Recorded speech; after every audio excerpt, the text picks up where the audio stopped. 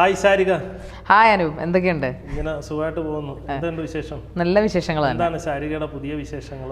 പുതിയ വിശേഷം എന്താ, പ്രോഗ്രാംസ് ഉണ്ട്, പിന്നെ എയറിൽ നിന്ന് ഇതുവരെ താഴോട്ട് വന്നിട്ടില്ല, ശൂന്യകാലത്തേക്ക് പോയിക്കൊണ്ടിരിക്കുന്നു. ശാരിക ഇപ്പൊ മൊത്തത്തിലേ കുറെ നാളായിട്ട് ശാരിക മൊത്തത്തിലൊരു വിവാദ നായിക ആവുകയാണല്ലോ. എന്താ ശാരിക ഇങ്ങനെ ഒരു വിവാദത്തിലേക്കൊക്കെ പോകുന്നത്? അല്ല, എന്നെ ഈ ഫീൽഡിലേക്ക് എനിക്കൊരു പുറത്തുനിന്നൊരു വർക്ക് ആദ്യമായിട്ട് തരുന്ന ആൾ തന്നെയാണോ തന്ന ആൾ തന്നെയാണോ എന്നോട് ഈ ചോദ്യം ചോദിക്കുന്നത്?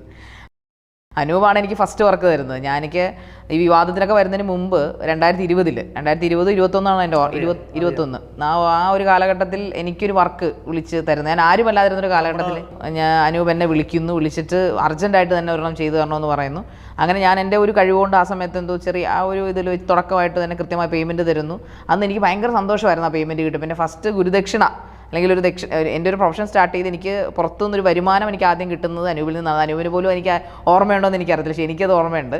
അപ്പോൾ തുടക്കം എന്നെ ഗുരുദക്ഷിണ നൽകി ഫീൽഡിലേക്ക് വിളിച്ചു കൊണ്ടുവന്ന ഒരാൾ അനൂപ് ചന്ദ്രനാണ്. അതിന് ഒരുപാട് സന്തോഷമുണ്ട് എനിക്ക്, കാരണം അതൊരു വഴിത്തിരിവായിരുന്നു ജീവിതത്തിൽ. പിന്നീട് ഒരുപാട് വാർത്തകൾ ഞാൻ പിന്നെ പല ചാനലിന് വേണ്ടി വീട്ടിൽ നിന്ന് ചെയ്തു 2 വർഷത്തോളം. അതിന് ശേഷമാണ് ഞാൻ മറ്റ് ചാനലുകളിലൊക്കെ പോയി വൈറൽ ആങ്കറായി മാറി, ഇൻ്റർവ്യൂറായി മാറുകയും ചെയ്തത്. അതിന് മുമ്പ് ഒരു ശാരിക, അതായത് വൈറൽ ആങ്കർ ആകുന്നതിന് മുമ്പ് ഒരു ശാരികയെ സൃഷ്ടിച്ചത് അനൂപ് ചന്ദ്രനെ പോലെ ഒരാളും അദ്ദേഹത്തിൻ്റെ ചാനലും ഒക്കെയാണ്. കാരണം താങ്കളാണ് എനിക്ക് ആദ്യമായിട്ട് വർക്ക് തരുന്നതും വാർത്ത ചെയ്യാൻ പറയുന്നതും. പിന്നെ അത് ചെയ്യാമെന്ന് എനിക്കൊരു കോൺഫിഡൻസ് കിട്ടി. അതിൽ നിന്ന് നമുക്ക് പ്രതിഫലം കിട്ടുമ്പോഴാണല്ലോ കോൺഫിഡൻസ് ഉണ്ടാവുക. അത് ചെറുതോ വലുതോ ആയിക്കോട്ടെ. അതിൽ നിന്ന് പിന്നീട് ഞാൻ മൈക്കൊക്കെ വാങ്ങിക്കുന്നു, പിന്നെ ക്യാമറ സെറ്റ് ചെയ്യുന്നു. അങ്ങനെ പല ചാനലുകളിൽ നിന്ന് ഞാൻ ന്യൂസുകൾ വായിക്കുന്നു, കണ്ടന്റ് തനിയെ ചെയ്തു കൊടുക്കുന്നു, എഴുതാതെ തന്നെ. അങ്ങനെ ഒരുപാട് ഒരു വഴിത്തിരിവ് ഉണ്ടാക്കിയ ഒരാൾ തന്നെയാണ് അനൂപ് ചന്ദ്രൻ. അത് എനിക്ക് പറയാതിരിക്കാനാവില്ല. എവിടെ കിങ് മേക്കർ എന്ന് പറയാൻ പറ്റുമോ? തീർച്ചയായിട്ടും പറയാം, അനൂപ് ചന്ദ്രൻ ദ കിങ് മേക്കർ, തീർച്ചയായിട്ടും ക്യൂൻ മേക്കർ. യെസ്. ഞാൻ എൻ്റെ ഒരു ഫീൽഡിലെ ഇപ്പം ഞാൻ ഒത്തിരി പേര് ഇപ്പം കരിയർ ഗൈഡുകളാണെങ്കിലും അതുപോലെ എൻ്റെ കൂടെ വരുന്ന ഇപ്പം ജസ്റ്റ് വരുമ്പോഴേ എല്ലാവരും കുറേ പേര് വീട്ടമ്മമാരായിരിക്കും, അല്ലെങ്കിൽ ഡിഗ്രി കഴിഞ്ഞിട്ട് വരുന്നത്. അപ്പം എനിക്ക് ഒരിക്കലും എന്ത് പറയാനാ, ഞാനൊരു കിങ് അല്ല.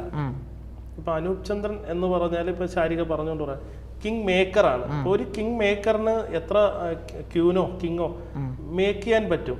അപ്പം ഞാൻ അതിൽ വിശ്വസിക്കുന്ന ഒരാളാണ്. പിന്നെ എന്നെ കുറിച്ച് ഞാൻ സ്വയം പൊക്കിയടിക്കുകയല്ല, എൻ്റെ കൂടെ ജോലി ചെയ്തിട്ടുള്ളവരും എൻ്റെ കയ്യിൽ നിന്ന് ആദ്യമായി സാലറി വാങ്ങിയിട്ടുള്ള ആരും തന്നെ ഇതുവരെ രക്ഷപ്പെട്ടു പോയിട്ടേ ഉള്ളൂ.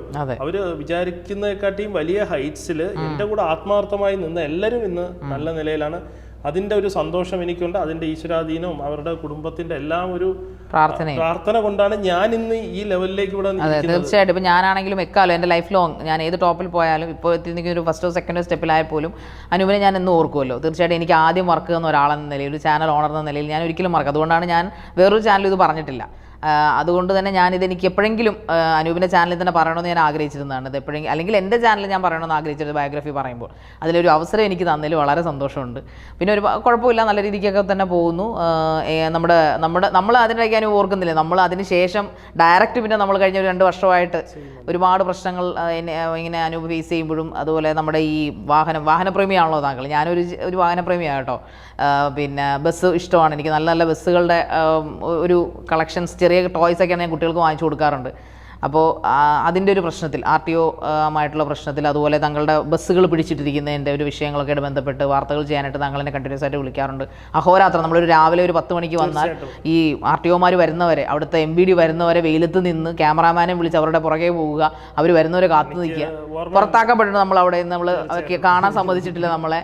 അങ്ങനെ കുറേ പ്രശ്നങ്ങളല്ലേ. നമ്മൾ ഓരോ RTOമാരുടെ പേരൊന്നും നമ്മളിവിടെ പറയുന്നില്ല, പക്ഷേ ഇത് കേൾക്കുന്ന എല്ലാവർക്കും അറിയാം, അനൂപിൻ്റെ ചാനൽ കണ്ടിട്ടുള്ളവർക്കും അറിയാം. ഇതാ ഞാൻ ആങ്കർ ചെയ്തിട്ടുള്ളത് എനിക്കൊണ്ട് തന്നെ ആൾക്കാർക്ക് അറിയാം ആരെയൊക്കെ കുറിച്ചാണ് പറയുന്നതെന്ന്. പക്ഷേ അനൂപിനോട് ഞാനൊരു കാര്യം ചോദിക്കട്ടെ, അനൂപ് എന്തുദ്ദേശിച്ചാണ് ഇതൊക്കെ ഇറങ്ങിയപ്പോൾ? ഞാനിപ്പോൾ അനൂപിന് തന്നെയാണ് നഷ്ടങ്ങൾ ഉണ്ടായിട്ടുള്ളതാണ്. ഞാൻ വീട്ടിൽ ഈ ഒരു ഷൂട്ടൊക്കെ ചെന്നിട്ട് കഴിഞ്ഞിട്ട് ഞാൻ വീട്ടിൽ ആലോചിക്കാറുണ്ട്, ഈ മനുഷ്യന് ഇനി എങ്ങനെയായിരിക്കും ജീവിക്കാൻ പോകുന്നത്? ഈ മനുഷ്യന് എവിടെ നിന്ന് കിട്ടുന്ന ഈ കോൺഫിഡൻസ് ഒക്കെ? അതായത് നൂൽപ്പാലത്തെ കൂടെ നടക്കുന്നൊരവസ്ഥയാണ്. ഇത്രയും ബസ്സുകൾ ഈ നമ്മുടെ സർക്കാർ MVDയുടെ അനാസ്ഥ കൊണ്ട് പിടിച്ചിട്ടിരിക്കുകയാണ് അവിടെ. അത് നേരിട്ട് ലൈവായിട്ട് റിപ്പോർട്ട് ചെയ്യാൻ കണ്ട ഒരാളാണ് ഞാൻ.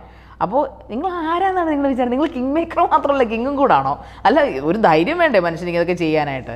കാരണം നമ്മൾ വെട്ടൊന്ന് എന്ന് വെച്ചാൽ ഇത് കടലാണ് നിൽക്കുന്നത്, ഇപ്പുറത്ത് നൂൽപ്പാലമാണ്. പക്ഷേ ഞാൻ ഇത് എൻ്റെ നീതിയായിട്ട് മുന്നോട്ട് പോകുമെന്ന തീരുമാനത്തിൽ ഇറങ്ങി പുറപ്പെട്ടിരിക്കുന്നു. അതിന് നമ്മളെപ്പോലെ ഒരു സംസാരിക്കാൻ കഴിവുള്ള റിപ്പോർട്ടറെയും കണ്ടെത്തി, അതോടൊപ്പം അതിന് പേടിയില്ലാത്തൊരു ക്യാമറമാനെ കണ്ടെത്തി താങ്കൾ അവിടെ ഞാൻ വേണമെങ്കിൽ പറയാം, അവിടെ തന്നെ വേണമെങ്കിൽ കുത്തിരിപ്പ് സത്യാഗ്രഹം നടത്താനും മടിയില്ലാത്തൊരു വ്യക്തിയാണ്. തീർച്ചയായിട്ടും. അപ്പോൾ ഞാൻ ശാരികയിൽ കണ്ട ഒരു ക്വാളിറ്റി എന്ന് പറഞ്ഞത്, നമ്മുടെ വിഷയങ്ങളെക്കുറിച്ച് ശാരിക പഠിക്കുക. ഇപ്പോൾ മുഖ്യധാര മാധ്യമങ്ങൾക്കും ആങ്കർമാർക്കും ഇല്ലാത്ത ഒരു ക്വാളിറ്റി ശാരികയിൽ ഞാൻ കണ്ടിട്ടുണ്ട്. അത് ഒരു സ്പെഷ്യൽ ക്വാളിറ്റിയാണ്. എന്ത് സത്യമാണ് മിക്ക ചാനലുകളും സത്യത്തിനെ മറച്ചു വെക്കും. എല്ലാവരും അല്ല, ഒട്ടുമിക്ക ചാനലുകളും. അല്ലെങ്കിൽ അതിനെ വളരെ ലൈറ്റായിട്ട് ഒരു 10% വെള്ളം ചേർത്ത് സത്യത്തിനെ കുറയ്ക്കും.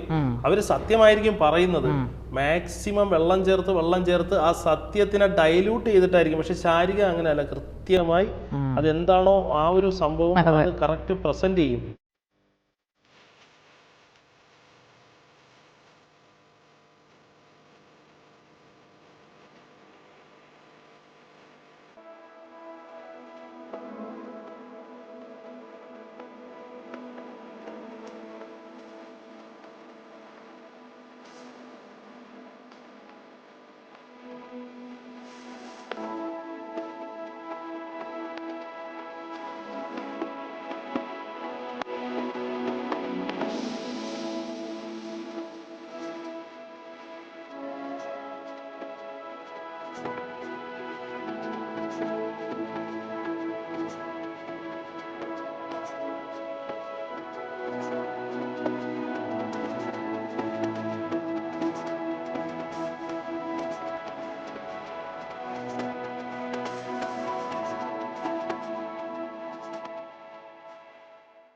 Mother Teresa educational institution opposite Ayurveda college MG Road, Thiruvananthapuram. Phone 047123344545 and 9495454545 9446454545 www.motherteresaedu.com.